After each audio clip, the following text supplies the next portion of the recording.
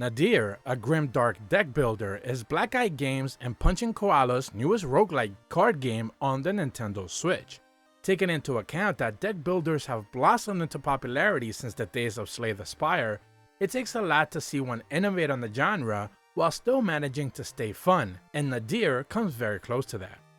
In Nadir, you'll be playing as one of the three lost souls of the damned, making their way through hell as they fight through some of the deadly sins. As they delve deeper into hell, tougher and much more rewarding encounters await them. Originally, you'll just have access to Jean, but eventually Vlad and Cortez will be unlocked. Each one has their own unique cards, which you can purchase and unlock even more of them, while also featuring their very own playstyles. It is worth mentioning that kind of like in Hades, you'll have a progression system essentially where each run nets you some type of currency. There's several ones to collect, and they'll all help you unlock either more cards for each one of the playable characters after you unlock them, or passive boosters to aid you just a bit. One of the issues you'll encounter, however, is that not much currency is gained if you happen to have a failed run, and believe me when I tell you, if you're not paying too close attention early on, you'll die plenty. And that's where the first complaint towards Nadir starts, the difficulty. Sure, there's normal mobs, elites, and your typical bosses, but all of them seem to do unimaginable damage if you're not too careful, and sometimes gauging the differences between an elite enemy and a boss is just kind of non-existent. This all stems from the combat, which is what this game is all about. Your cards are simply divided into two colors, blue or red. Each card you obtain starts out with two assigned either attacks, buffs, or defense moves, and depending on the color, that's what you'll trigger. Enemies also have 3 cards available to them per turn, and depending on their card color, blue or red, that indicates which cards you get to play. Added on top is the fact that your cards may sometimes require 2 or 3 of a specific enemy color to be on the field for you to be able to be using them. And of course, this means that those cards are also more powerful, but they're dependent on your enemy's draw. Adding another layer of complexity is the charge system for enemy cards. Basically, the more valuable and damaging that card may be, the more turns you can attack them for free.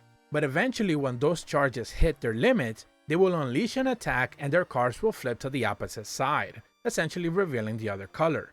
Some of your attacks may even trigger one or both of their charges in multiple cards, so you need to know which ones to focus on and stack up as much of your attacks or defense or even debuffs as possible onto an enemy before they fully unleash, because remember, they're gonna hurt you pretty damn badly. This means that this is a relatively intricate system at base level, and that's not even to mention the myriad of buffs and debuffs for each one of the cards have available to it. Then there's the defense to mitigate attacks, damage boosting buffs, sigils, and so much more you've come to expect from roguelikes. So you might be asking, is the combat system innovative enough? It sure as hell is, but there's drawbacks to it since sometimes it doesn't feel relatively balanced.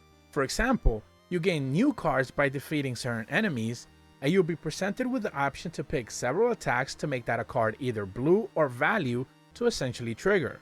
But sometimes those attacks aren't very good due to the RNG being bad in a specific run, so you'll probably just end up stacking bad cards on top of each other, and you won't really have a true chance against an elite or an enemy boss.